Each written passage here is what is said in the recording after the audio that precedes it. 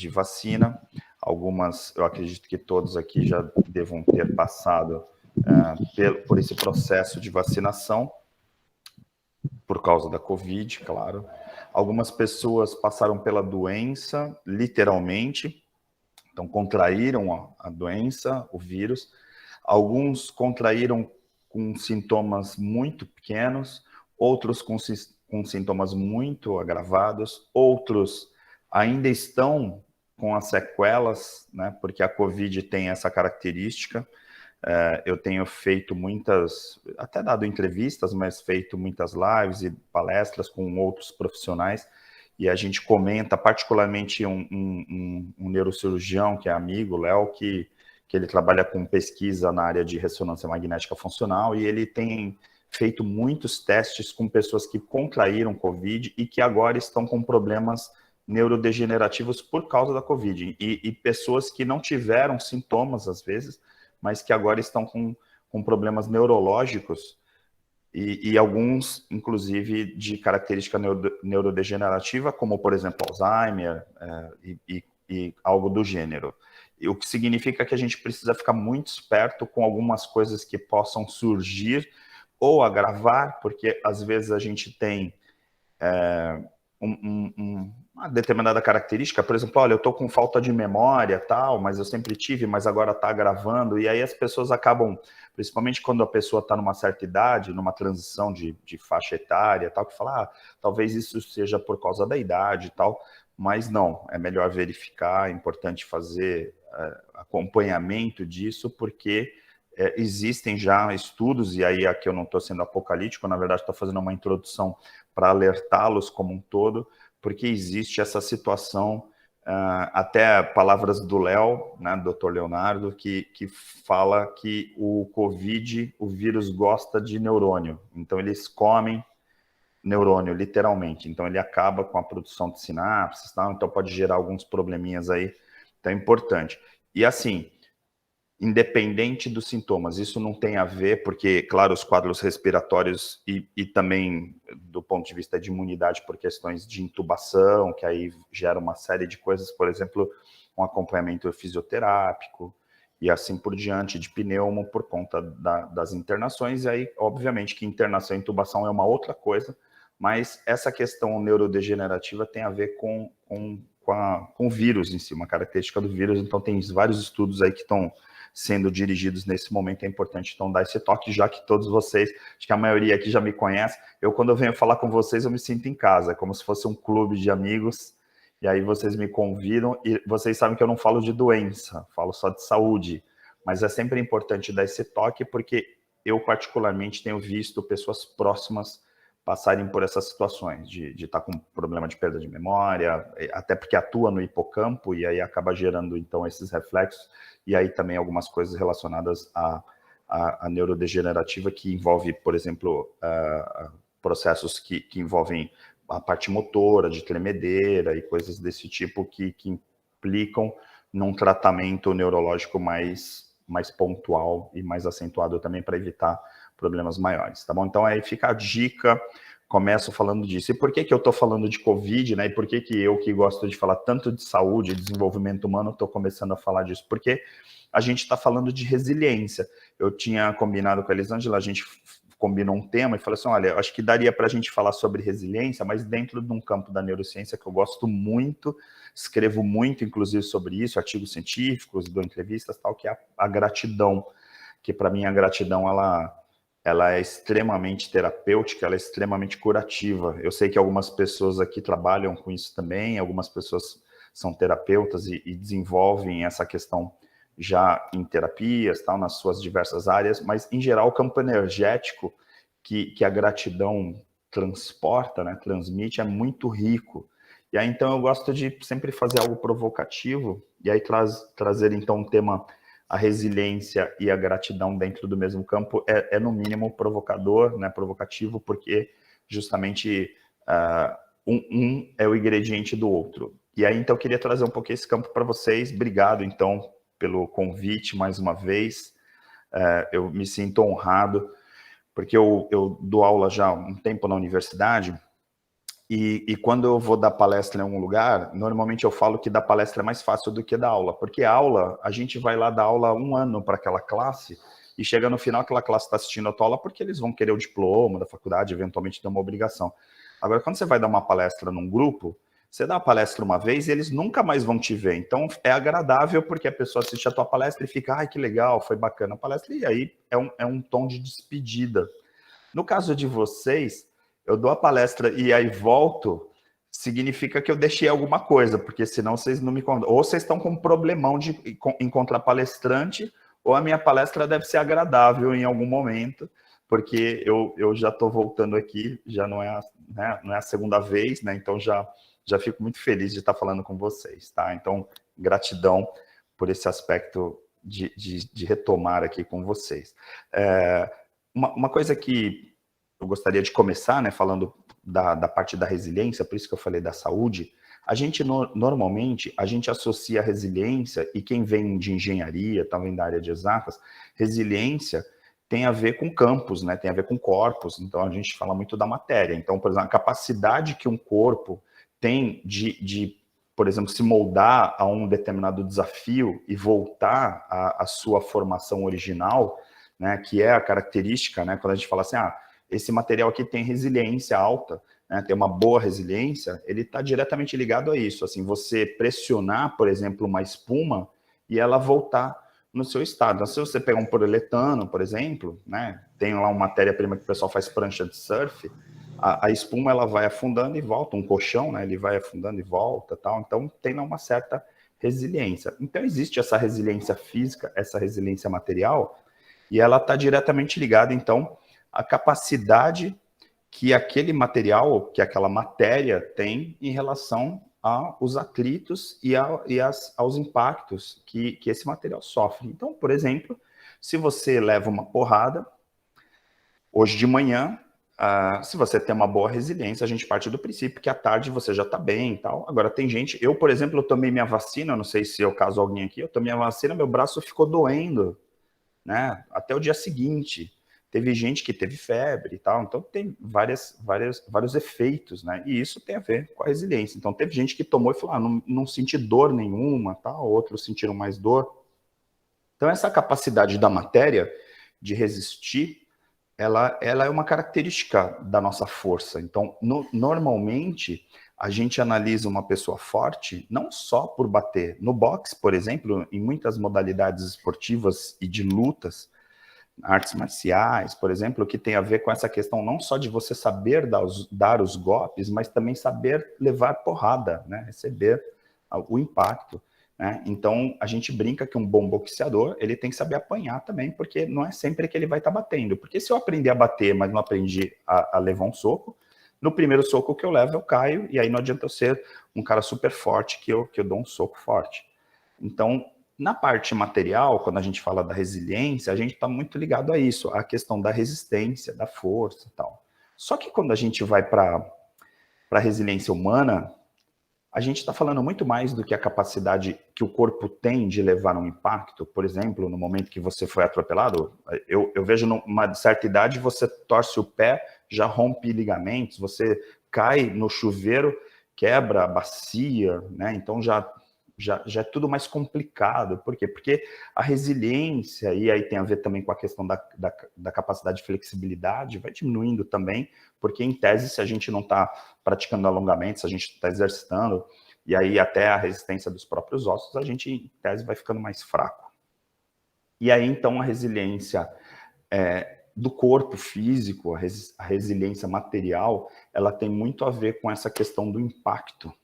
E o que eu faço com o impacto? Então, eu, por exemplo, se eu for atropelado, dependendo da minha flexibilidade, dependendo da minha agilidade, eu posso rolar e não sofrer um impacto tão grande porque eu consegui amortecer esse impacto. Só que quando a gente fala da resiliência humana, a gente está falando de inteligência emocional. A gente está falando da capacidade mental que a gente tem de levar essas porradas figurativamente falando, né, metaforicamente falando, e conseguir nos reerguer. Por exemplo, aqui vocês todos tiveram uma carreira brilhante, maioria aqui inclusive continua produzindo, trabalhando, fazendo consultoria, realizando trabalhos domésticos, às vezes até trabalhando mais do que na época que vocês estavam trabalhando na primeira carreira, porque muitas pessoas depois vão escolhendo outras carreiras e inclusive algumas administrando a própria casa, a família, cuidando de netos e assim por diante. E aí, essa resiliência emocional, ela tem muito a ver com a capacidade que eu tenho de segurar. Eu vou tirar o som aqui, porque, vamos lá, para não ficar influenciando. Eu não tenho problema, porque a gente fala muito dos canais de comunicação, abrir um parênteses, né? Eu, por exemplo, não sou auditivo. O som para mim não atrapalha, porque eu sou mais visual, eu gosto de ver. Mas se uma pessoa é auditiva, qualquer ruidinho desconcentra, né? É aquele aluno que senta lá na sala, alguém começa a conversar com a pessoa, oh, vamos fazer silêncio, tal. Então os ruídos atrapalham.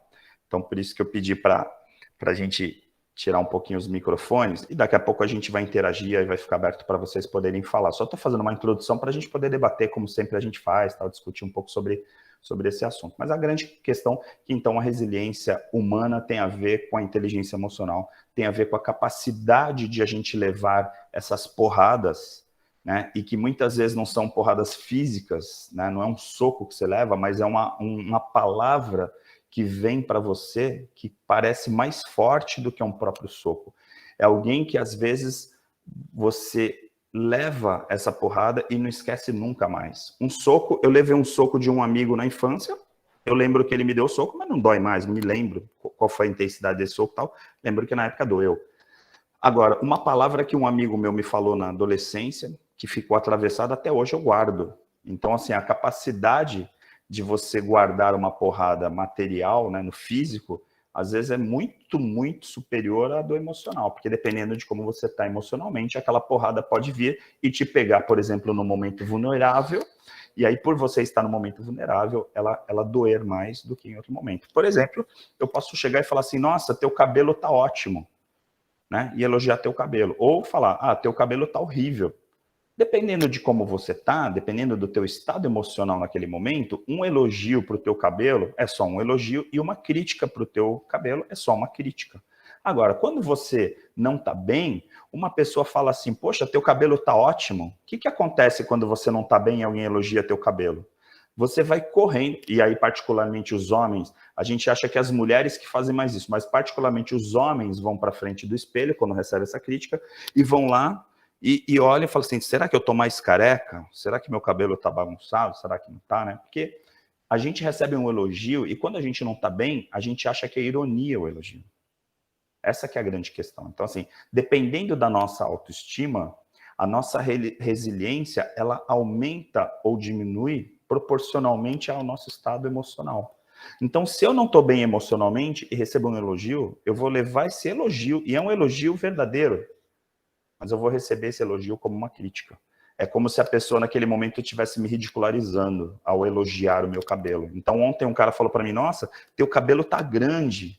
E aí eu fui olhar no espelho e falei, poxa, eu tô careca, como que aquela pessoa tá me elogiando o cabelo? Meu cabelo tá horrível, eu preciso cortar meu cabelo. Então aí eu não tô bem, eu vou levar aquilo como uma crítica. E no dia a dia, vocês não passam por isso? Alguém vai lá, elogia você, um filho vai lá e fala para você, nossa, mamãe, você tá ótima. E aí você não tá bem, você fica assim, ah, eu sei, eu preciso emagrecer. Ou então, ah, eu preciso retocar minha maquiagem, então eu preciso fazer isso, eu preciso melhorar aqui e ali. Então a gente às vezes passa por isso também. E isso, então, tem a ver com a resiliência. Então, quando a gente está com a resiliência alta, né, que a gente está com uma capacidade de levar essas palavras, né, essas críticas para casa, em geral, e isso a gente tem várias pesquisas que mostram, em geral, a gente está com a autoestima muito boa. Então, assim, quando a gente está bem, a gente tem uma resiliência boa. Quando a gente não está bem, a gente não tem uma resiliência muito boa. E aí eu já falei para vocês, eu acho que todos aqui, a maioria, pelo menos já assistiu pelo menos uma fala minha, eu gosto muito de fazer a consideração mente e corpo, ou corpo e mente. Existe uma questão que hoje já é comprovada também, que é o sistema límbico, ele está diretamente ligado às nossas reações emocionais e à nossa imunidade. O que significa que uma pessoa que está com a resiliência baixa, E aí, resiliência emocional, né? Resiliência humana, que aí tem a ver com as nossas emoções, portanto, tem a ver com a nossa autoestima. A imunidade dessa pessoa também está baixa. Então, a gente hoje pode dizer que uma pessoa que não vive bem com as críticas, ela tem uma chance muito maior de adoecer do que uma pessoa que vive bem com as críticas, já que um dos ingredientes maiores para testar nossa resiliência, qual que é? É a crítica. Então, eu chego para você e critico você, você não está fazendo um bom trabalho, então você não está educando bem os seus filhos, ou então você está mimando os seus netos, ou seja, qualquer tipo de comentário, você vai levar para o lado negativo e aí a tua imunidade também vai caindo. Ou seja, a falta de resiliência, ela está diretamente ligada à questão da imunidade do corpo físico. Então veja que mente e cérebro estão completamente ligados, então por isso que a gente fala que o corpo, né, estando saudável, a mente vai estar saudável e vice-versa. Quer dizer, se você não estiver saudável do ponto de vista mental, muito provavelmente o teu corpo também vai sofrer, vice-versa. Por isso que a gente coloca muito a importância da respiração e da atividade física. Por quê? Porque o grau de oxigenação, quando a gente está bem, ele está num determinado nível que, se por acaso você não estiver bem, aí cai bastante. Aí o Covid fez muitas pessoas conhecerem o oxímetro, né? E aí o oxímetro mede justamente o grau de oxigênio que está no teu cérebro, que independente da tua capacidade respiratória, tem a ver com a capacidade de oxigênio no teu sangue e, portanto, de oxigênio no teu cérebro. E aí você vê que as pessoas que estão com a imunidade baixa, em geral, a oxigenação está mais baixa, o que significa que essas pessoas têm grande chance de internar ou até entubar para poder recuperar essa produção de oxigênio a médio e longo prazo. Então, o Covid, de certa forma, mostrou algo que claro, é horrível, né, do ponto de vista de pandemia, de saúde e tal, muitas mortes, mas, ao mesmo tempo, nos mostrou algo que muitas vezes a ciência já tinha, né, indícios, umas poucas comprovações, e aí ficou muito claro isso. Quer dizer, quem tem comorbidade sofreu mais. E quem que tem comorbidade? Quem tem imunidade baixa. Então, essa relação... Por isso que eu comecei falando sobre Covid, porque aqui o assunto não é Covid, e eu acho que já está na hora de a gente começar a parar um pouco de falar de Covid, mas aqui ainda tem uma relação que é benéfica para trazer, então, essa questão de construção de saúde. Quer dizer, se eu conseguir melhorar a minha resiliência, se eu conseguir melhorar a minha autoestima, eu vou melhorar a minha imunidade, e aí a minha comorbidade não vai interferir tanto. Por exemplo, só para fazer um recorte, mas poderia ser qualquer outro, eu pego a diabetes. O que é a diabetes? O quadro de diabetes é a glicemia alta. A glicemia alta, por muitos profissionais indicam, principalmente também endocrinologistas, indicam a questão da diabetes alta por questões emocionais. Então, assim, quando a pessoa está com desequilíbrio emocional, e aí ela está com as emoções um pouco desequilibradas, a diabetes tende a subir, por exemplo. E aí, então, se essa pessoa está com a autoestima baixa, e aí ela está mal, né, a resiliência dela está baixa, aí ela vai pegar uma doença que, porque tem quadros inflamatórios, ela vai agravar, e aí o grau de oxigenação vai diminuir. Então, se você pegar a maioria das pessoas que foram a óbito, a maioria das pessoas que ficaram entubadas tinham quadros de comorbidade, isso já comprovadamente, tá? Então, até a semana passada eu participei de um evento aqui na universidade, que veio o Dr. Giovanni, que é especialista em medicina nessa área, né, de prevenção, tudo, e ele também é doutor em fisioterapia, tal, em fisioterapia clínica, e ele coloca diversos estudos, né, inclusive estudos internacionais, que demonstram essa relação que existe entre o quadro respiratório e as comorbidades. Ou seja, a pessoa que está com autoestima baixa, as pessoas que têm uma comorbidade maior, ela tem um grau de oxigenação mais reduzido, e isso eu já falei para vocês, eu lembro, né, que é o quanto é importante a respiração. Então, assim, a gente conseguir uma boa respiração para melhorar nossos estados mentais e a gente afastar. E aí, por exemplo, teve gente com diabetes, que tinha diabetes controlada porque tomava insulina, metformina, tomava algum tipo de medicamento, e aí, portanto, a diabetes estava equilibrada. E essa pessoa emocionalmente estava equilibrada, essa pessoa pegou Covid e não teve quase sintomas. E aí você fala, poxa, como que uma pessoa com diabetes, que era uma das comorbidades mais agravadas, né, que era um dos principais agravantes, por exemplo, para poder entubar, por exemplo. E aí, de repente, a pessoa com diabetes não foi entubada, nem internada foi, e outra morreu. Por quê? E aí a gente vê essa relação da imunidade, tá? Então, não é a questão de ter ou não ter diabetes, é a questão de ter controle da diabetes ou não, e para ter o controle da diabetes tem a ver com a tua imunidade, ponto final. Até aqui tudo bem para vocês? Porque parece que eu estou falando de fisiologia, né? Tipo, meio chatinho, né? Mas, de novo, não é que eu estou querendo falar de doença, mas é que eu estou fazendo uma relação de resiliência para essa questão da autoestima, porque aí quando a gente for falar de gratidão, aí vocês vão perceber que tem tudo a ver, aí o fechamento tem a ver com essa questão da emoção, né? Então, esse é o primeiro ponto que eu queria trazer para vocês, que comprovadamente, então, tem vários estudos que mostram que a gente estando com uma imunidade mais elevada, mesmo com comorbidade, a gente tem um equilíbrio dessa comorbidade, portanto, ela não vai causar problemas, por exemplo, inflamatórios, e aí ter problema cardiovascular, e aí uma série de agravantes que causam, por exemplo, a COVID veio bem para explodir isso na nossa cara, tá? Porque podia ser qualquer outra situação, mas no caso da COVID vem realmente para trazer esse ponto. Segundo ponto, que aí estava falando da resiliência, é a questão da gratidão.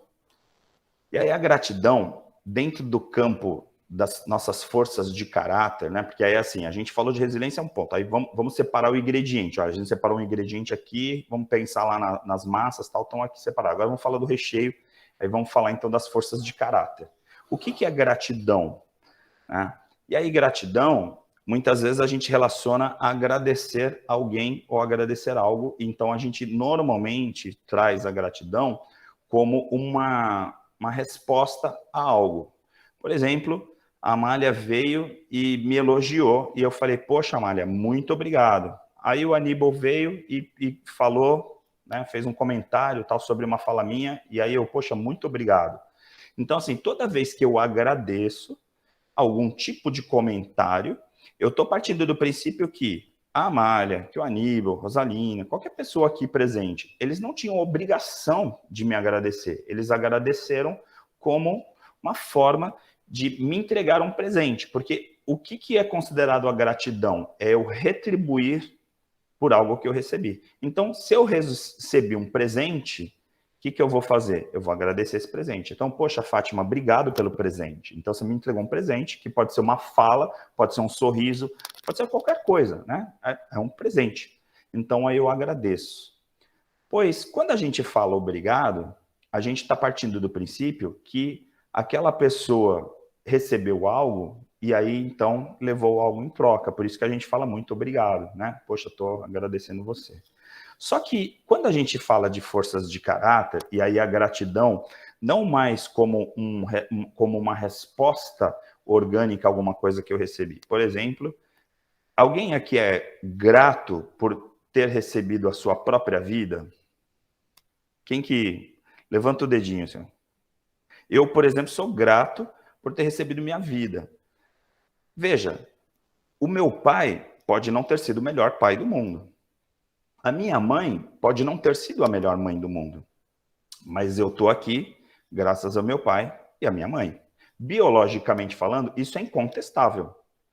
Se você está aqui, você tem um pai e uma mãe biológicos. Mesmo que você tenha sido gerado num laboratório, porque aí a gente tem um pai e uma mãe biológicos, aí tem um médico que participou desse processo, e aí talvez envolvendo a questão de crenças, ou para alguns a questão da fé, a gente, que é meu caso, por exemplo, eu acredito que eu estou aqui graças ao meu pai, a minha mãe, mas graças a Deus. Eu, por exemplo, podia ter um pai e uma mãe e não ter nascido.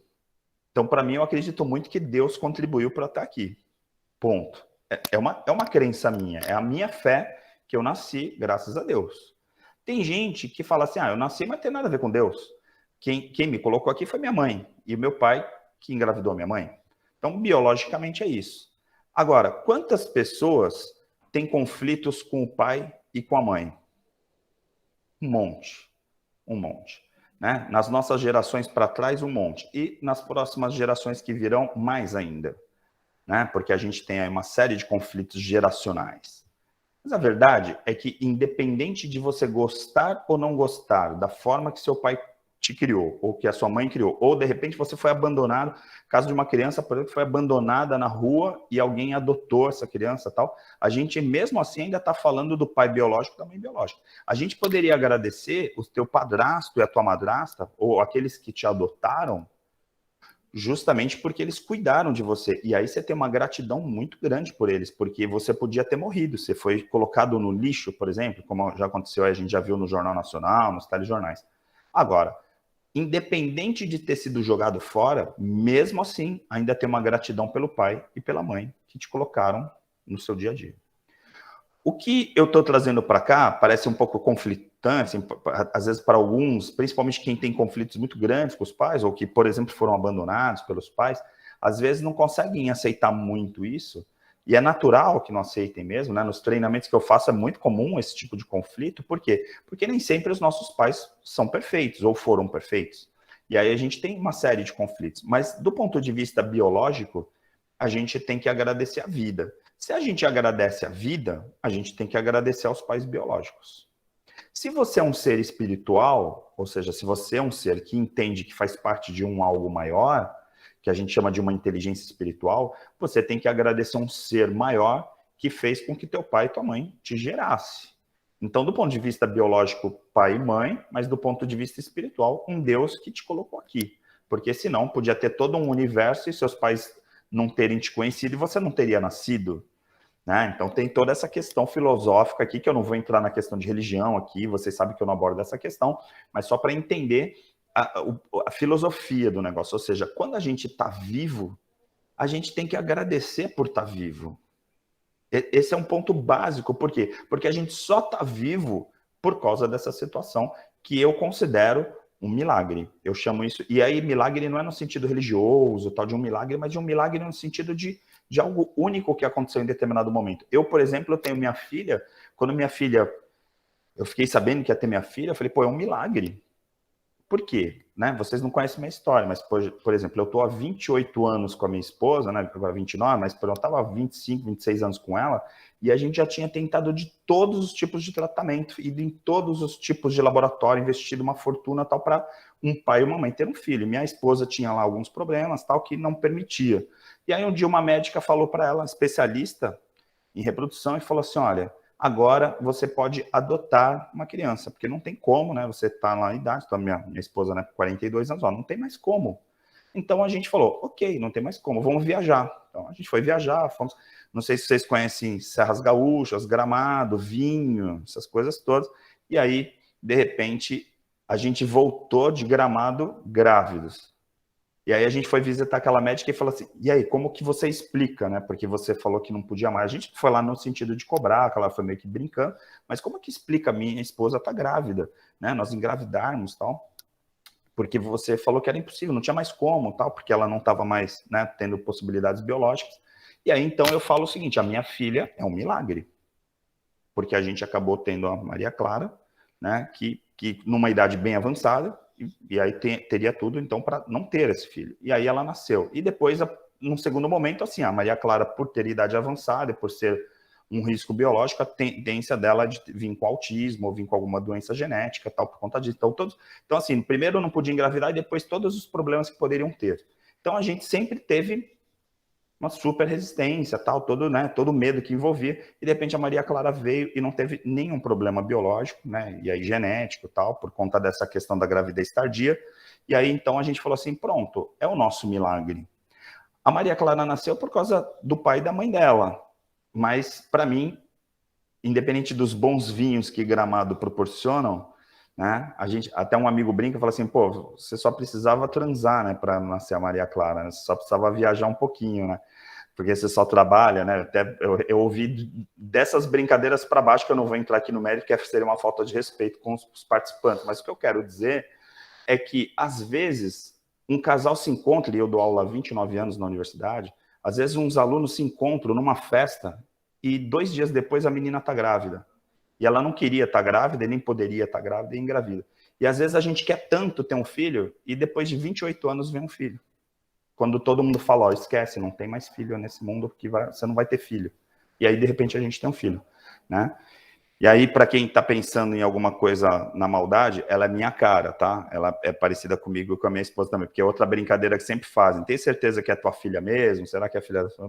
Mas é, tá bom? Então, fica bem tranquilo também nesse aspecto. Mas brincadeiras à parte, né? Porque, claro, sempre vem as piadas quando eu conto isso para algum amigo, né? Que já faz parte do jogo.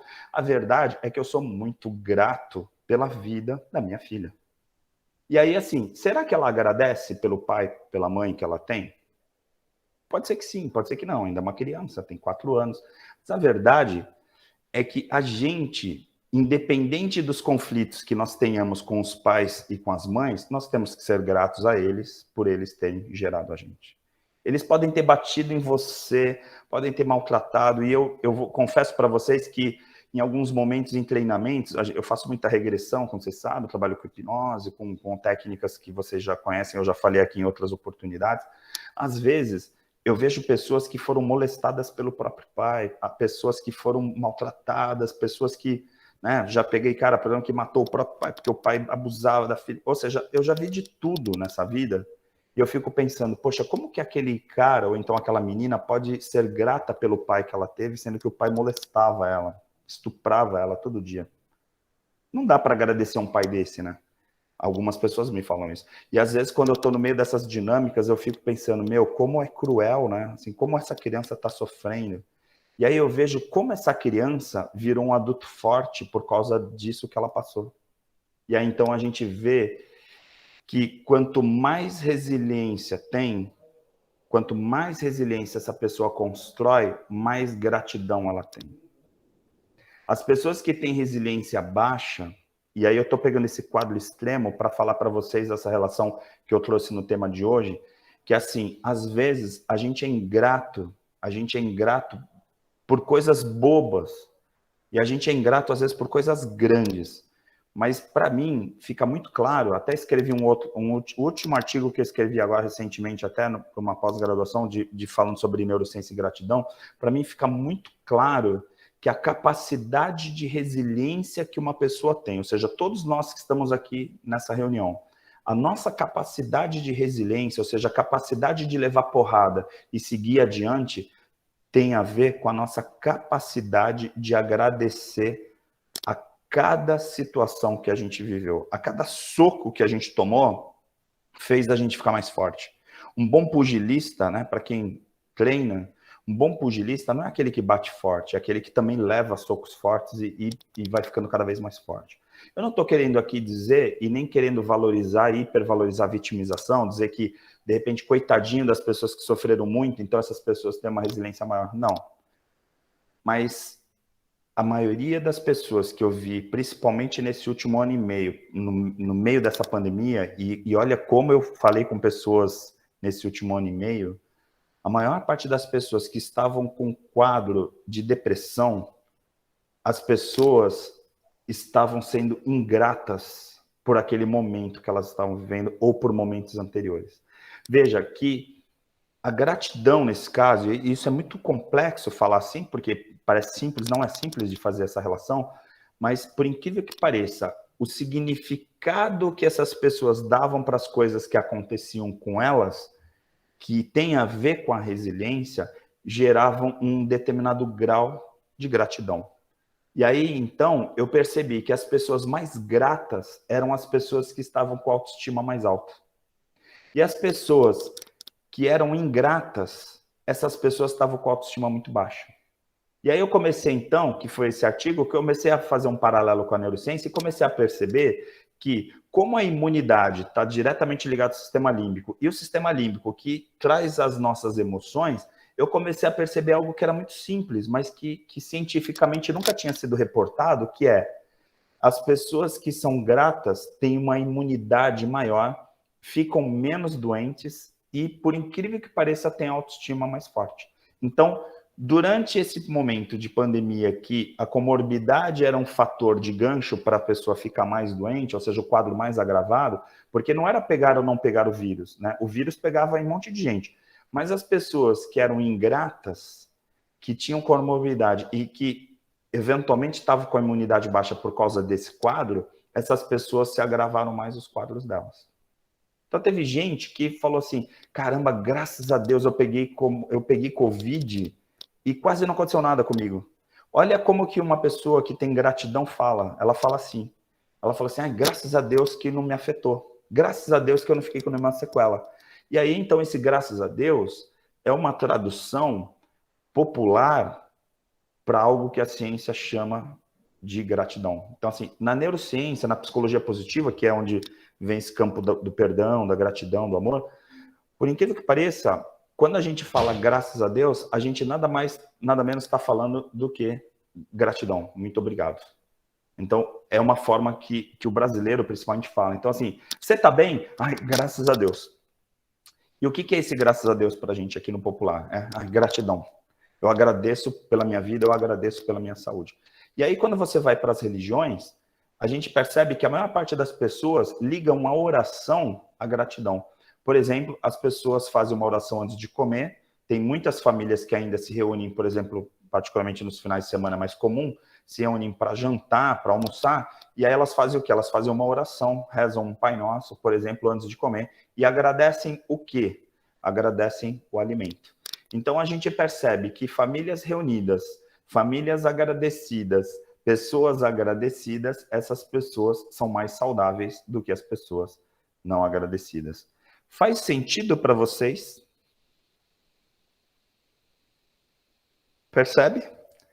Então, assim, por incrível que pareça, e aí aqui eu falando como neurocientista, claro, e falo com baita orgulho de ter trazido uma pesquisa que demonstra na prática que as pessoas que falam graças a Deus são pessoas gratas pelas suas vidas, né? Porque graças a Deus aqui não tem a ver com um vínculo religioso, mas é uma expressão para a gente dizer agradecido, agradecido a Deus por eu receber essa vida, por eu estar aqui saudável, por eu estar aqui nessa oportunidade de falar por vocês. E aí, automaticamente, as pessoas que falam muito graças a Deus, as pessoas que estão em oração, as pessoas que estão em mindfulness, porque aí se você for pegar nomenclatura, muda o nome, mas a operação cerebral é a mesma, ou seja, quando você coloca foco, quando você coloca atenção no seu presente, significa que você está mais saudável do que uma pessoa que está com a mente dispersa, que está pensando no futuro, que a gente chama de ansiedade, ou está pensando no passado, que a gente chama de angústia.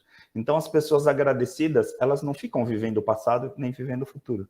A pessoa que fala graças a Deus, ela está vivendo o poder do aqui, agora. E aí, então, qual é o vínculo de resiliência para a gratidão? É que quanto maior o graças a Deus, quanto maior a gratidão, maior é a resiliência. Quanto maior a resiliência, melhor a imunidade. Quanto melhor a imunidade, melhor é a autoestima. Mais saudável vai ter essa pessoa. Então, se por acaso um vírus ou uma bactéria te pegar, provavelmente ele vai olhar e falar assim, aqui não tem celeiro para mim, eu vou embora, porque efetivamente não tenho que ficar aqui, porque essa pessoa tem imunidade. Então, é nesse sentido. Por outro lado, para fechar essa minha fala, as pessoas que são ingratas, em geral, vivem do passado. E aí as pessoas que vivem do passado, essas pessoas estão desequilibradas. E aí a maioria das pessoas que vivem do passado e que são ingratas, ou seja, ficam pensando nas coisas que não receberam, nos agradecimentos e nas coisas que não tiveram, essas pessoas acabam adquirindo doenças autoimunes. Por quê? Porque é como se fosse falta de imunidade. Então qualquer vírus, qualquer autodefesa que o corpo vai gerar, essa doença vem e vem forte.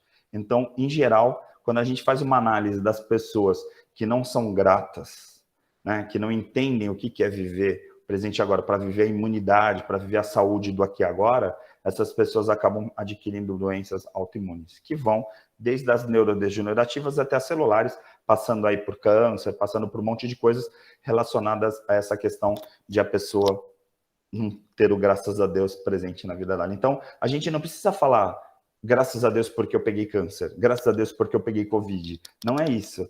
Mas é entender que antes disso eu preciso dar graças a Deus por eu estar vivo, graças a Deus por esse alimento, graças a Deus por essa reunião, graças a Deus por eu conhecer vocês e principalmente graças a Deus por eu ter oportunidade de falar isso para vocês e poder me ouvir falando isso para vocês, porque eu também aprendo toda vez que eu falo com vocês, tá bom? Gratidão. Agora eu deixo para vocês, porque eu acho que eu falei demais. Espero ter conseguido fechar o ciclo com vocês do raciocínio dessa relação, porque às vezes quando eu falo para as pessoas, eu vou falar sobre resiliência e gratidão, e todo mundo, nossa, mas como assim? O que tem a ver uma coisa com a outra? E tem tudo a ver uma coisa com a outra. Quanto mais agradecido a gente for, maior a resiliência, maior a autoestima e maior a imunidade. Tá bom? Agora fico com vocês. Eu sou refém de vocês agora. Agora eu vou colocar os 2 segundos aqui, que agora é o momento de vocês me metralharem. Ô, Ari, deixa eu colocar uma coisa. No final, você falou sobre o pensar no futuro e pensar no passado. Você ligou o futuro com ansiedade e passado com desequilíbrio. Você podia explorar um pouquinho mais, talvez com exemplos? Claro. O passado é angústia e o futuro é ansiedade. E o presente, estresse. Então, assim, tem 3 doenças modernas hoje relacionadas ao tempo. A mais presente hoje, por incrível que pareça, é a ansiedade, ou seja, as pessoas estão num grau de aceleração mental, ou seja, a mente está tão mais rápido do que todo o resto do organismo que a gente acaba colocando a mente no futuro, ou seja, o que eu vou fazer amanhã, como que vai ser a vida dos meus filhos, e a gente fica doente, e essa doença se chama ansiedade. Mas existe uma quantidade enorme de pessoas que estão sofrendo do problema que é o hoje, né? Que aí qual é a doença do excesso de hoje? É o estresse. Então, assim, eu tenho uma quantidade enorme de atividades para fazer agora, o que trabalha o meu cérebro. Então, assim, a quantidade de processamentos que meu cérebro permite por um dia de fazer de 3 a 4 atividades por dia, eu faço 15, 20, e aí chega uma hora, então, que eu vou ficar estafado, eu vou ficar estressado por causa do presente. E aí existe um outro grau, que é uma outra doença, um outro transtorno, que é o excesso de passado. O que é? São os arrependimentos, então as coisas que eu deixei de fazer, os amores que eu deixei para trás, a família que eu deixei para trás. Por exemplo, é muito comum as pessoas, a gente chama de angústia, né? Quem que é o angustiado em geral? Que aí também tem gente que os 3 podem trabalhar desde um campo de terapia, que aí seria um acompanhamento com terapeutas ou psicólogos, tal, dependendo aí do conhecimento de cada um, até psiquiatricamente, porque chega num grau que já está mudança química no cérebro, e aí então precisa de medicamento para compensar, por exemplo, produção de potássio, já não está produzindo dopamina, e aí então a gente precisa compensar medicamentosamente. Mas, em geral, onde traz angústia o passado? É porque, em geral, as pessoas ficam pensando nos seus arrependimentos. Então, a pessoa que vive muito no passado, em geral, né, porque os 3 quadros, por exemplo, geram burnout, né, que é o excesso, né, de passado, presente ou futuro, e os 3 podem levar ao suicídio, por exemplo. Tem gente que se mata por causa do passado? Tem. Por exemplo, uma pessoa estava olhando para o passado, perdeu algum companheiro, teve um relacionamento que se perdeu no caminho, e essa pessoa fica vivendo aquele momento o tempo inteiro. Então, ela fica lá no passado o tempo inteiro. Aí ela vai, por exemplo, fazer terapia, ela vai ter um acompanhamento para trazê-la novamente para o presente. Essas pessoas podem, assim, eu trabalhava, e a vida inteira eu trabalhei pensando no passado, mas como eu trabalhava, eu me distraía. Aí agora eu me aposentei, agora eu fico pensando naquele passado. E aí, como eu não tenho atividade distrativa, aí o que acontece? A distração não existe, aí eu começo a viver o tempo inteiro aquele passado. E aí, então, chega uma hora que o sofrimento do passado vem e a pessoa quer tirar esse sofrimento, tirando a própria vida. Então, quando a gente olha a quantidade de pessoas que se matam hoje em dia, qual é o maior número de pessoas? A Organização Mundial da Saúde, qual é o maior número de... Até a gente está no Setembro Amarelo, a gente tem falado isso, né? Mas qual é o maior número de suicídios na faixa etária? São os jovens. E por que o jovem está se matando mais do que as pessoas mais de idade? Porque hoje a gente está vendo muito mais ansiedade do que angústia. Os mais velhos, em geral, vivem de angústia. É mais difícil você encontrar uma pessoa na terceira idade sofrendo de ansiedade. Em geral, quando sofre de ansiedade, algum distúrbio químico, que aí tem que fazer acompanhamento medicamentoso, mas não é um problema mental, não é um problema emocional. Em geral, é mais passado. Poxa, eu perdi, então luto, perdeu filhos, aí fica vivendo aquela cena o tempo inteiro. Então, todo dia acorda e fica vivendo aquela situação. Aí a pessoa vai sofrendo, aquilo vai crescendo, chega uma hora que a pessoa não aguenta mais, aí ela quer eliminar aquele sofrimento, por exemplo, tirando a própria vida. No caso do jovem, né, agora mesmo, semana passada, quase um mês atrás, eu perdi uma aluna, né, por ser uma aluna e uma professora, uma colega, mas essa aluna, por exemplo, estava para se formar, faltando 3 meses para se formar na graduação, e ela tirou a própria vida. Uma das melhores alunas da classe. E por quê? Porque ela estava sofrendo de futuro, ela pensando, não tem emprego, não tem não sei o quê, tá? Ela começou a pensar no futuro e pensar, caramba, o que vai ser de mim? E aí ela resolveu tirar esse sofrimento. Então, assim, poxa, coitada, né, uma vítima que tirou a própria vida. Na verdade, ela tirou a própria vida, e as pessoas tiram a própria vida por causa do sofrimento. Não é que a pessoa quer tirar a própria vida, ela quer eliminar aquele sofrimento. Por isso que o mindfulness, a meditação, essas teorias que a gente trabalha, principalmente na psicologia positiva de contemplação, é para quê? Né? Fazer alguma atividade contemplativa é para você poder trazer a tua mente para um refresco, para você desacelerar a tua mente, porque a tua mente não precisa viver no excesso de presente, no excesso de futuro, nem excesso de passado. E aí a gratidão, ela tem esse efeito terapêutico, né? Se eu agradecer por esse momento de paz que eu estou vivendo agora, eu não preciso pensar amanhã se eu vou sofrer ou se ontem eu estava sofrendo, né? E isso traz, por exemplo, inclusive para quadros de dependência química, tal, porque aí o cara começa a ficar com dependência química, por quê? Porque como pega o jovem, ele vive no futuro, a mente dele é muito acelerada, ele começa a consumir cocaína para poder acelerar o cérebro dele, para ele poder estar nessa velocidade.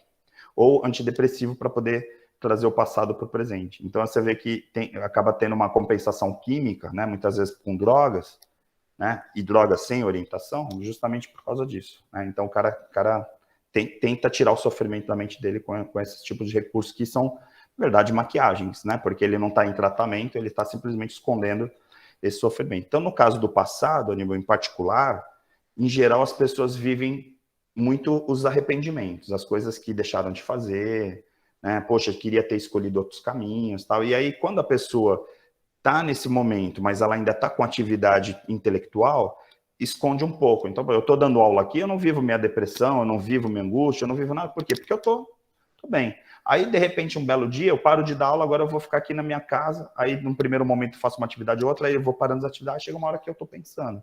E aí o pensamento acaba virando o grande sofrimento dessas pessoas, tá? Então, excesso de passado, angústia, excesso de presente, estresse, excesso de futuro, ansiedade. Então, todas têm a ver com o cérebro estar desequilibrado em relação ao tempo que ele tinha que estar. Tudo bem? O que mais, pessoal? Ô, Ari, você relacionou o passado à angústia. Como fica a melancolia nesse caso? É um efeito colateral. É um efeito colateral. É que nem, por exemplo, pensar numa pessoa que está com burnout, está com estresse, né? Assim, na verdade, o que é o estresse? Né? Qual é o sofrimento que gera, por exemplo, a ansiedade? Né? Então, pode gerar, por exemplo, alguns quadros, caso, por exemplo, que eu usei o exemplo da cocaína, por quê? Porque acaba...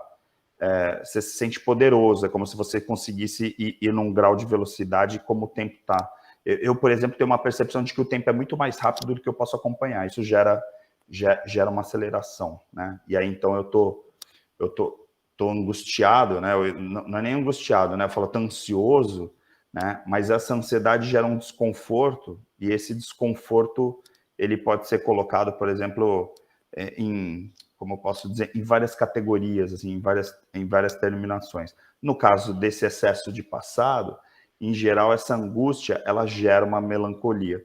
Eu até diria que se você pegar, por exemplo, uma pessoa, que aí a gente liga a melancolia a uma reação emocional negativa, uma pessoa melancólica, em geral, ela fica lembrando do passado o tempo inteiro.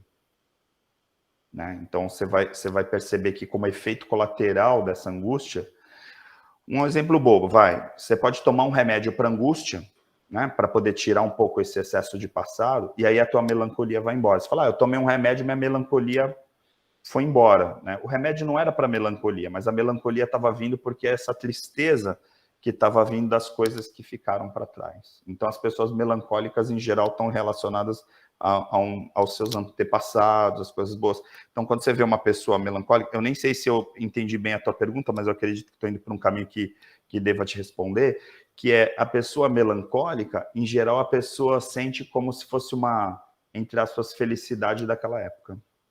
Então, ela sente uma melancolia, ela sente, tipo, pô, naquela época era bom. Então, você vê uma pessoa falando assim, nossa, Ari, poxa, na época que eu comecei lá na empresa, nossa, era incrível, né? Hoje o mundo mudou, tá? Você veja que tem uma sensação de esperança do passado. Só que o passado não volta, porque o passado é o passado. E esse é o problema da angústia. Porque a pessoa começa, o que é angústia, né? Por que as pessoas... E aí, em geral, a angústia, principalmente nas idades mais avançadas, a angústia leva à depressão e, às vezes, até ao suicídio. Por quê? Porque a pessoa começa a perceber que aquele passado não vai voltar. E aí o sofrimento é muito grande mesmo. E aí, qual é a solução disso, Sérgio? Né? Porque aí vamos trazer a solução, para não ficar só no conflito. Poxa, eu tô com melancolia, eu tô sentindo uma tristeza muito grande porque eu queria que meu passado voltasse. Aí como que eu faço? Então eu tenho que olhar para frente, eu tenho que buscar algum valor para esse futuro, né? E aí, então aqui no meu presente, o que é positivo? Eu tenho netos, eu tenho uma casa nova, eu tenho um hobby novo, aí eu tenho que buscar alguma coisa. Em geral, a terapia, ela envolve terapia ocupacional, porque a melancolia está muito relacionada à mente desocupada. Diferente da ansiedade, né, que peca por excesso, tá, em geral está com muita atividade e acaba projetando lá, a pessoa nem percebe que ela está vendo mais no futuro, está aqui agora já pensando o que vai fazer no final de semana. Né? Melancólico. Você relaciona a melancolia com tristeza? Como? Você relaciona a melancolia com tristeza? Sim, eu faço essa relação. Em geral, você pode ter assim, uma coisa assim, um exemplo, né? As pessoas assim, poxa, aquela época era tão bom, tá? Aí você pensa a melancolia do ponto de vista positivo, né? Talvez é isso que você coloque também uma melancolia que pode ter um olhar positivo, mas em geral é uma fuga, né? Você está olhando para o positivo do passado, com uma melancolia, com um sentimento que, para mim, melancolia é uma reação emocional, que é um sentimento que você está naquele momento, mas que pode parecer positivo naquele momento, mas só o fato de você estar vendo do passado já não é positivo. Porque o positivo, vamos falar real, e aqui eu não estou julgando ninguém, nem nenhum sentimento, quem sou eu para fazer isso, mas assim, friamente falando, né? O equilíbrio é você estar vivendo o teu presente e curtindo o teu momento agora. Então, assim, quando eu agradeço o meu passado, eu agradeço demais a família que eu tive, o emprego que eu tive. Isso não tem a ver com o passado, tem a ver com o teu presente. Você está agradecendo a tua vida que você tem agora. Porque o que você tem agora é tudo que você construiu. Né? Agora, quando eu estou assim, poxa, na época que eu era casado com a fulana, era incrível. Né? Aí você está vivendo o passado. Aí eu ligo a melancolia. Tudo bem? Então, a relação que eu ligo do melancolia é porque, em geral, melancolia pode parecer algo positivo, mas que é uma grande armadilha. Como ansiedade, tem gente que... E aí a molecada, eu vejo muito isso, porque eu convivo muito com o universitário. Os caras ficam assim, não, eu já estou pensando na minha pós-graduação, porque eu tenho metas, porque eu tenho isso, tenho aquilo, tal. Aí a gente chama isso de quê? Qual é o contrário que eu vejo da melancolia? Que é a hiperatividade. Então a pessoa vê meta e vê tudo isso como positivo. Não, eu já estou pensando no meu futuro, eu já sei o que eu vou ter com 40 anos, eu estou milionário e tal. Cara, esse cara está quase infartando. E é um jovem de 19 anos. E eu vi gente tirar a própria vida, né? Aqui no meu universo, né, dos universitários. Assim, quem tirou a vida não é que não tinha perspectiva nem nada, tal. Porque às vezes a gente fala assim, né? A pessoa tirou a vida porque ela, por exemplo, a depressão é ausência de futuro, né? Então a pessoa fica deprimida porque ela não tem visão do futuro, tal. Mas eu vejo muito mais gente ansiosa tirando a vida do que depressiva. Em geral, o aluno meu, falar pelos meus alunos, tá? Para não generalizar, mas em geral, eu vejo muito mais alunos com depressão e vivendo a vida inteira e depois saindo da depressão do que ansioso. Porque quando eu pego um aluno ansioso ao extremo, em geral, é esse cara que tira a própria vida. Por incrível que pareça. Como as pessoas mais de idade, eu vejo angústia tirando a própria vida. Então, o ansioso e o angustiado, em geral, são pessoas que têm um quadro mais propenso ao sofrimento maior, sofrem mais, e aí acabam querendo tirar a própria vida para eliminar esse sofrimento. O depressivo, aquela pessoa que está sempre em baixa, às vezes ela não vai fazer nada. Ela vai viver sofrendo e tal, mas ela não tem, como eu posso dizer, auge, né? Não tem um excesso ali daquele sentimento para o sofrimento ser tão grande a ponto de falar, eu quero tirar. Então, assim, a coisa mais comum que tem é você acompanhar amigos depressivos, que eles vão ficar depressivos a vida inteira, e você fala, até a gente fala, né, como leigo, fala, pô, esse cara um dia ainda vai tirar a própria vida, porque é depressivo. O depressivo não vai tirar a própria vida. Porque o depressivo, em geral, ele vai ter aquela depressão, vai ter uma tristeza, por exemplo, que acompanha a depressão, porque a depressão, em geral, é a ausência, né, de futuro, então a pessoa não vê futuro, ela fica lá depressiva. Falou, já me aposentei, não tenho o que fazer, tal, tá lá numa depressão, vê tristeza em tudo, tal. E aí essa pessoa não vai tirar a própria vida. Agora, quando essa pessoa depressiva começa a ficar angustiada, pensar, poxa, eu era casado e perdi minha esposa, né? Meus filhos hoje não falam mais comigo. Aí começa a ficar angustiado, aí essas pessoas começam a entrar na zona de risco. Então, para mim, começa a ligar o sinal amarelo e depois o vermelho, quando uma pessoa depressiva começa a ficar ou angustiado ou ansioso. Porque aí são os quadros mais perigosos. Você falou que a melancolia é um efeito colateral da angústia, né? Mas não seria o contrário? Porque seria angústia, não seria a melancolia não seria mais leve do que a angústia? Então, depende. Depende, porque quando você está com uma melancolia, que nem eu estou vendo aí o exemplo de uma melancolia positiva, pensando na melancolia como algo positivo, assim, essa melancolia que você aparentemente está sendo positiva para você, às vezes a pessoa está vendo essa melancolia e está a um passo de dar um tiro na cabeça. Entendeu? E ela está vivendo isso como algo positivo.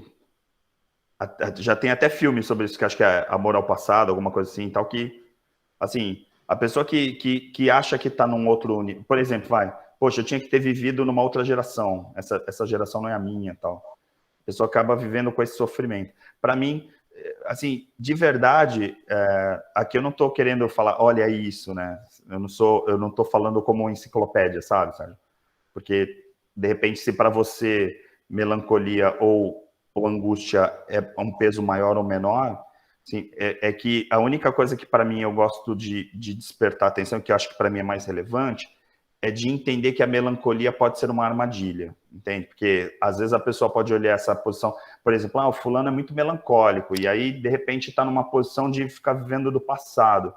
Essa pessoa que está vivendo do passado, às vezes ela nem percebe que está com angústia, ela só vai perceber que está angustiado já num momento muito complicado. Né, que às vezes até vai ter que fazer um tratamento psiquiátrico e tal para tentar reverter isso tudo.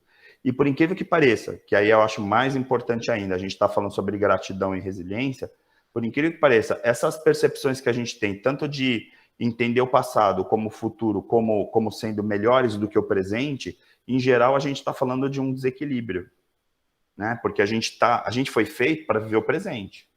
Então, se a gente tem uma percepção positiva ou negativa do passado ou positiva ou negativa do futuro, tá errado. E eu acho que esse é o ponto que a gente tem que entender. Aí errado no sentido de equilíbrio mental. A nossa mente tem que estar focada no presente. E aí, se você for chamar esse excesso de passado, de angústia ou de melancolia, para mim, o nome tanto fez, tanto faz. Entende? Tudo bem. É nesse sentido. É que, por exemplo, assim, na BAP, todo mundo tem mais passado do que futuro, né? Então, lógico. A ansiedade é muito menor do que a melancolia. Do que a melancolia e a angústia, claro. Com certeza. É uma observação. Você quer ver um exemplo? Um exemplo bobo, até tem uma cantora lá que usava muita droga lá, que eu esqueci o nome, acho que é... Amy. Que se matou, não foi? Que, assim, ela era super angustiada, assim, e aí todo mundo fala, tipo, poxa, uma jovem, né? Em geral, as pessoas jovens, vamos por um adolescente. Adolescente é muito mais comum você encontrar um adolescente ansioso do que angustiado. É muito mais. Só que, assim, se você pega uma pessoa, por exemplo, que está com deficiência, aí vamos falar de fisiologia. A falta de potássio no cérebro gera esse tipo de quadro. Então, você pega uma adolescente, por exemplo, que tem um desequilíbrio por uma questão de alimentação ou estilo de vida. Por exemplo, uma adolescente que já consome álcool, que fuma, essa pessoa vai ter uma produção de potássio reduzida. Por incrível que pareça, a falta de potássio no cérebro gera depressão. É um dos quadros. E aí, de repente, a pessoa tem uma idade baixa, uma idade nova ainda, e ela pode ter, por exemplo, angústia. Olha que louco. Assim, como que uma jovem vai estar se sentindo angustiada, né? Que é o caso da Amy House lá e tal. Então, assim, pode acontecer. Mas aí envolve, muitas vezes, dependência química, né? Claro. Ou dependência química ou ausência química. que aí a pessoa pode ter um desequilíbrio, pode acontecer metabolicamente. Então, a gente fala sempre de pessoas normais, mas pode acontecer por exemplo, que nem essa menina. Poxa, a menina tem ausência de potássio e é uma coisa biológica nela. Foi um problema genético. Ela tem ausência. E aí você fala assim, poxa, ela teve uma má educação para ser depressiva? Não tem nada a ver com estilo de vida, não tem nada a ver com educação. Os pais, recentemente uma menina que se tirou a própria vida aqui, que se matou, o pai dela estava se sentindo culpado, achando que ela tinha tirado a própria vida por causa dele. E, na verdade, o pai não tem culpa. A responsabilidade, claro, é dos pais, né? Então, assim, você poderia, assim, o que eu poderia ter feito, né? Então, oferecer um tratamento médico, etc, etc. Mas, no caso, era um problema biológico. Então, assim, ela precisava tomar um medicamento para melhorar o potássio, né? Para melhorar a fisiologia do cérebro, e ela não estava tomando medicamento. E aí, então, ela estava sofrendo, porque aí ela já estava num quadro até de ver fantasma, vamos dizer assim, e aí ela tirou a própria vida. Você correlaciona, por exemplo, a falta de resiliência à melancolia? Não. A falta de resiliência no presente, no aqui e agora, não pode te levar a buscar uma coisa no passado e aí te levar à melancolia? Sinceramente, eu não faço essa ligação, assim, porque eu acho que tem muito mais a ver. Uma coisa que eu sempre falo, que acho que é importante, cara, que é até legal essa discussão, que é assim, o cérebro aprende muito com as experiências. E eu acho que a falta de resiliência tem muito mais a ver com a falta de experiências que a gente teve do que qualquer outra coisa. E aí, assim, por que a gente não teve algumas experiências? Aí talvez a gente tenha menos resiliência. Por exemplo, vou pegar uma coisa boba, né, que é poder aquisitivo. De repente, uma criança que nasceu na favela e que teve que catar papelão, tal, ela tem uma resiliência maior do que um adolescente que é filho de classe média? O que você acha? Entende? Quer dizer, a gente acha que, por exemplo, a criança pobre, como passou por mais dificuldades, em tese, ela tem mais resistência do que uma criança rica. Só que assim, mais mimada tem menos resiliência do que uma que não é mimada. E por quê? Porque, em geral, ela não conviveu com não, ela não conviveu, ela teve tudo que ela queria, então ela não sabe. Eu, por exemplo, pego um estagiário aqui que os pais têm poder aquisitivo, eu vou falar, não pode fazer isso, o cara vai embora, não volta do estágio, ele vai embora para casa. A resiliência dele é baixíssima. Por quê? Porque ele cresceu numa casa que não ofereceu resiliência para ele. Aí, nesse sentido, a resiliência está mais focada nas experiências que a gente tem ou deixa de ter. Entende? E não se o foco está no passado ou no futuro. Acho que essa questão do timing que a gente... Porque aí o Aníbal até perguntou, olha, fala um pouquinho mais sobre presente, passado e futuro, mas presente, passado e futuro não tem absolutamente nada a ver, né, na minha percepção, com a questão da resiliência.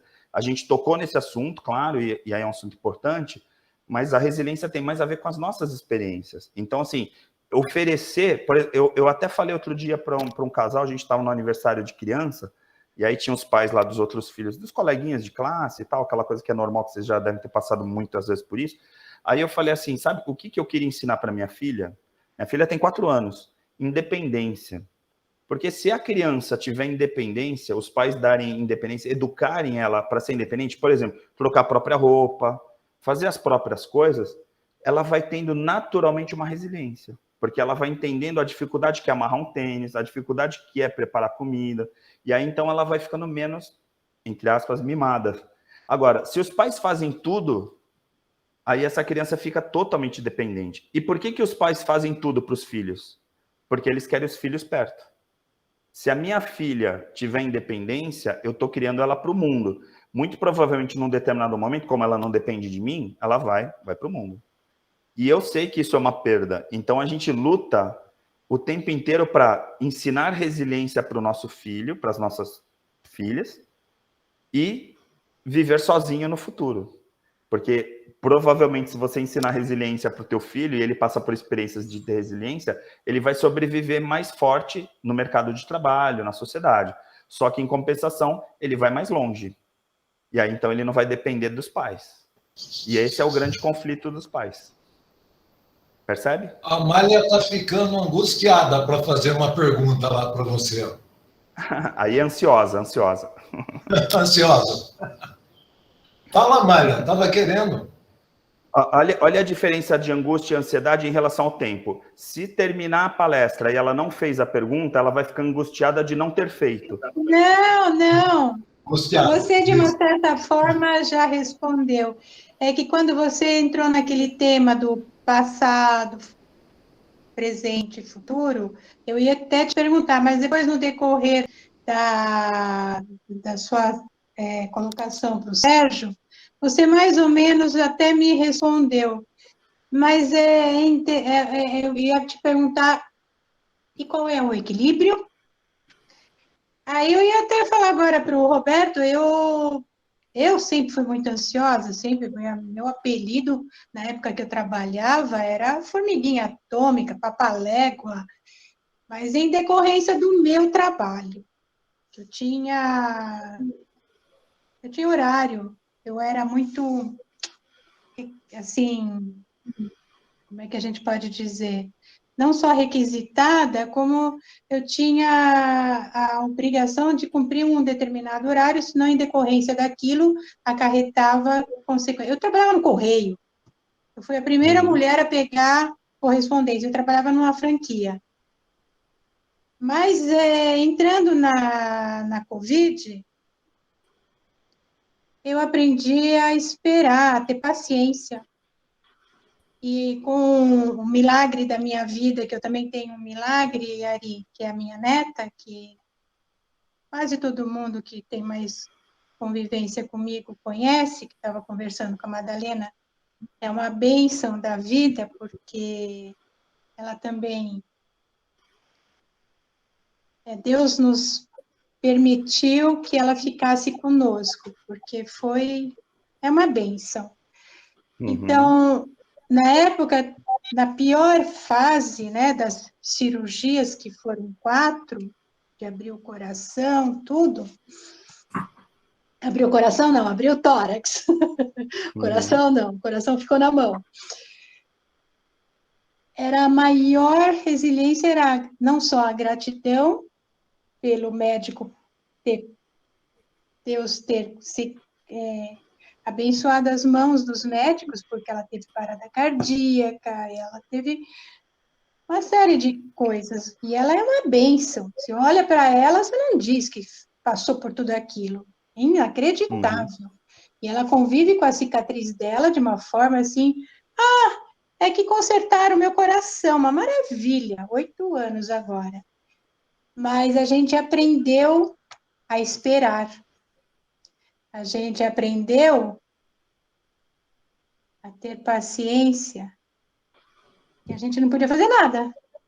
Não podia ligar para saber se ela estava bem. Não podia... Minha filha não podia ligar, porque ela estava numa UTI. Eu não podia ir. Você imagina? Minha única neta. E não poder ver, né? Não poder ir. Não podia nem ir para o hospital. Eu não podia nem, caso minha filha ou meu genro não pudesse, eu não podia ficar. Porque não é permitido. E, ao mesmo tempo, você aprende. Foi penoso, porque eu sempre fui muito imediatista, em consequência de tudo que eu precisei viver na minha vida, né? De correr com as meninas. Eu tenho uma filha bailarina, era bailarina, então era um absurdo o que a gente fazia contra o tempo. Então, tudo isso, nossa, foi uma avalanche. Aí nós aprendemos. Então, mas aí, Amália, desculpa interromper, assim, mas só para reforçar minha fala, né? Porque o teu depoimento reforça um pouco o que eu falei, que para mim resiliência tem a ver com as experiências, mais do que com essa coisa. Porque você vê, de repente você já foi tanto corrida, assim, né? Corria tanto e de repente teve que passar por uma experiência para desacelerar. Parar. Eu quase infartei, meu olho estourou. Mas, assim, eu sentei no sofá, que graças a Deus eu tive amigos que vieram aqui. Eu sentei no sofá, eu fiquei esperando e rezando, lógico, porque não tinha o que fazer. E agora, e eu tenho sempre, e agora, nessa época da pandemia, eu sou uma pessoa ativa. Não podia fazer nada. Eu, graças a Deus, não entrei em depressão. Eu tenho uma força de vontade muito grande. Mas foi triste tudo que nós passamos. E, ao mesmo tempo, eu me ponho no lugar de pessoas em situações calamitosas. Então, aí que entra. Eu sempre agradecia a tudo, ao ser superior, seja lá o nome que tiver que dar, por eu ter um teto, por eu ter um alimento, por eu poder ajudar alguém, por eu ter força até para ajudar alguém. Isso é uma gratidão, porque às vezes a pessoa que está do meu lado está tão pior, né, que nós, que a gente tem que ter força para dar força para essa pessoa. Isso é muito importante, porque não é só a gente, não sei, eu penso assim também, é o que está do lado também, que às vezes precisa de uma palavrinha. Como você está bonita hoje? Como o seu cabelo está bonito? Nossa, que lindo roupa! Como essa roupa te fez bem? Você entende? Um bom dia! Quantos aqui? Eu moro numa rua sem sair, eu moro há 45 anos aqui. Um bom dia! Eu já ouvi, nossa, como eu precisava desse bom dia.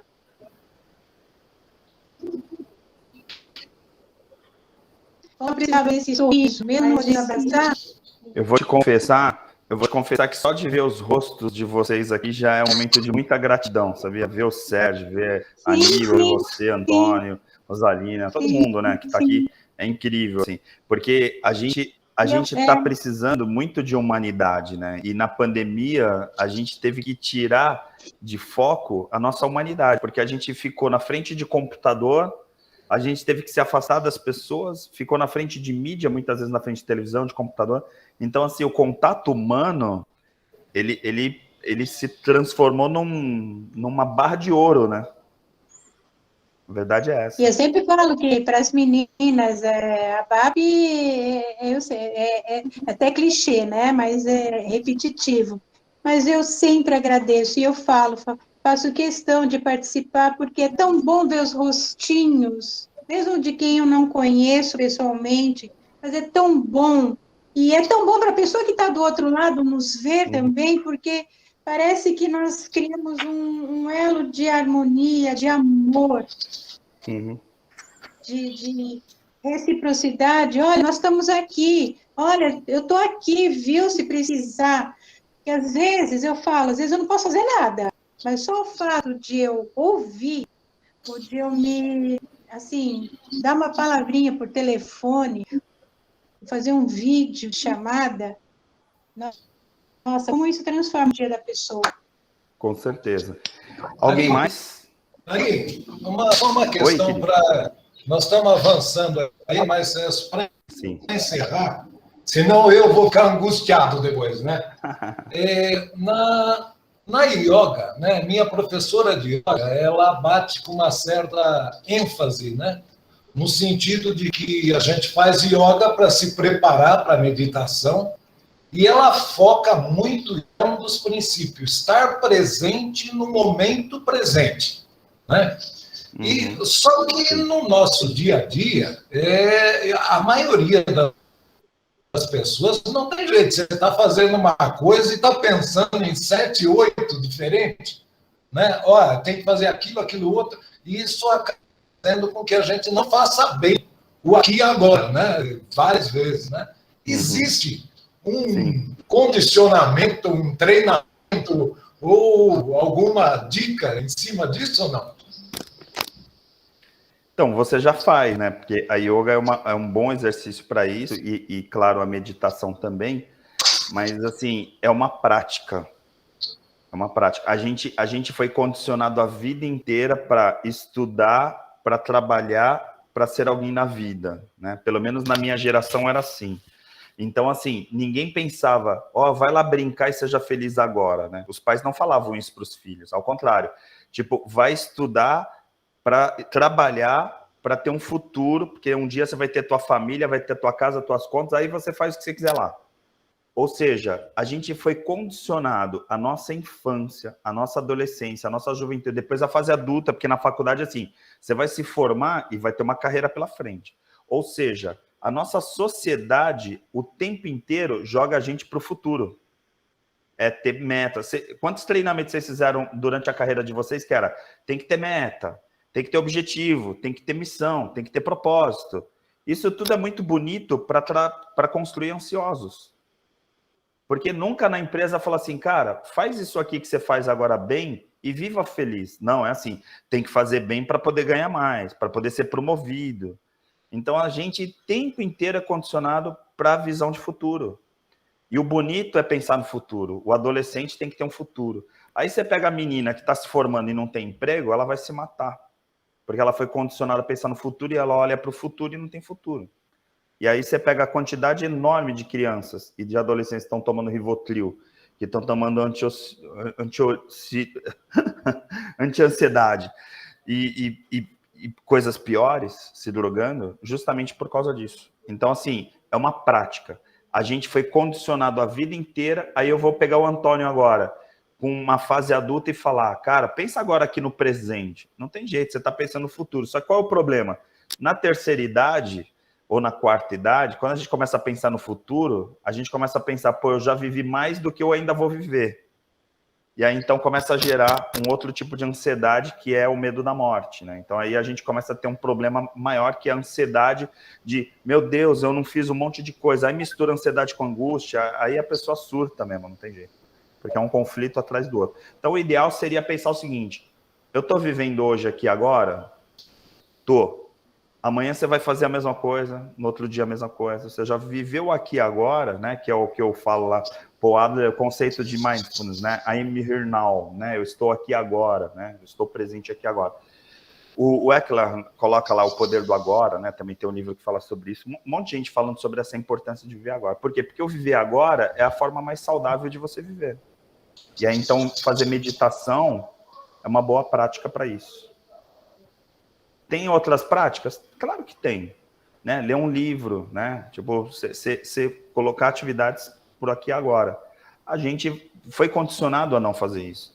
Que nem tudo que eu falei hoje aqui para vocês, um monte de gente me ouviu e falou assim, até parece. Eu sei disso, porque a gente está condicionado a isso. Eu dou palestra para milhares de pessoas. Quantas vezes no auditório a pessoa levanta e fala assim, você está falando isso aí porque você é milionário, tem uma vida, tem família, tal, como se eu fosse o modelo de budista, sabe? De mestre budista. Claro que não. Você acha que eu não estou preocupado? Você acha que eu não tenho... Você acha que às vezes eu não acordo ansioso? Você acha que às vezes eu não tenho angústia? Você acha que às vezes eu não estou deprimido? Também. Só que assim, a gente sabe que é praticar. Assim, para chegar num determinado momento e falar, pronto, agora eu estou mais concentrado no aqui e agora do que eu estava há um ano atrás. É tirar esses condicionamentos.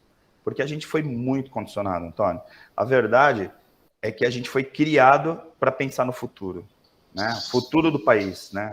Essas crianças vão ser o futuro do país. Agora a gente está aqui no futuro do país pensando assim, e agora? O que eu faço com esse futuro? Porque a gente não sabe se amanhã vai ter um regime militar, se amanhã vai ter uma outra pandemia, se amanhã vai ter um blackout no sistema financeiro e todo mundo vai ficar pobre de um dia para outro, sabe se vai ter um meteoro. Ou seja, a gente ficou sempre pensando no futuro e agora a gente está no futuro pensando assim, tá, e agora? O que eu faço com esse futuro? Né? Então... Não é melhor viver bem o dia de hoje? É um dia, um momento, viver bem o momento agora. Então, isso é o ideal, Amália, só que a gente foi condicionado a não viver o agora. Eu sei. Por exemplo, a gente está nessa reunião aqui agora, vários devem estar assim, nossa, mas poxa, já o horário, daqui a pouco eu tenho não sei o quê, eu tenho que fazer o jantar, eu tenho uma consulta, eu tenho isso, tenho aquilo, tenho um seriado. Então, assim, para você ter uma ideia, o nível de aceleração que está o mundo, hoje em dia as pessoas não assistem mais um episódio de seriado, as pessoas assistem uma maratona. Eu não consigo esperar o próximo capítulo na semana que vem do seriado. O adolescente entra na frente do Netflix e ele assiste 20 episódios do seriado. Enquanto não termina o último episódio, ele não para. E que coisa mais ansiosa do que isso? Na nossa geração, a gente assistiu uma novela que era hoje é um capítulo, amanhã é outro capítulo, e demorava 6 meses para você ver o final da história. E você se apaixonava pelos personagens, você lia a revista fazia um spoiler, olha, a fulana vai morrer, aí você acompanha, você... Hoje em dia, você já pega, você assiste o primeiro capítulo, já tem o último capítulo lá no Netflix, não é verdade? Então, é mais ou menos assim, eu vim aqui dar uma palestra para vocês, e a verdade é que tá todo mundo já pensando, qual é o final dessa palestra? Me conta o final depois. É mais ou menos isso, resumindo. Ari, deixa, antes de passar a palavra para o Aníbal, eu sei que você tem compromisso, eu vou fazer uso do aprendizado, dizendo, graças a Deus você faz parte do rol das nossas amizades e vamos convidar para outros bate-papo aí para frente. Muito obrigado pela palestra, Ari. Obrigado, é uma honra. Aníbal, está com você a palavra. Aí eu agradeço mais uma vez a tua participação, somos bastante gratos, e a todos os que participaram desse momento aqui. Deu para perceber que o tema foi bastante absorvido. Não se preocupe que essa preocupação não gostou, é balela. E que cada um deve ter guardado pelo menos duas palavras para reaprender. Eu aprendi com um ex-ministro da Minas Energia, e depois, inclusive, ele foi um dos fundadores da Embraer, né? Ele dizia o seguinte, eu aprendi, depois de velho, que a gente deve fazer uma coisa de cada vez. Aí dá para fazer começo, meio e fim. Quando você começa a fazer várias coisas, dá aquela impressão que você é o dono do mundo, mas só que aí entra o problema do estresse, entra o problema da angústia, entra o problema da ansiedade. Mas eu gostaria de agradecer a todas as perguntas que foram feitas e a tua vivência é muito importante. Muito obrigado.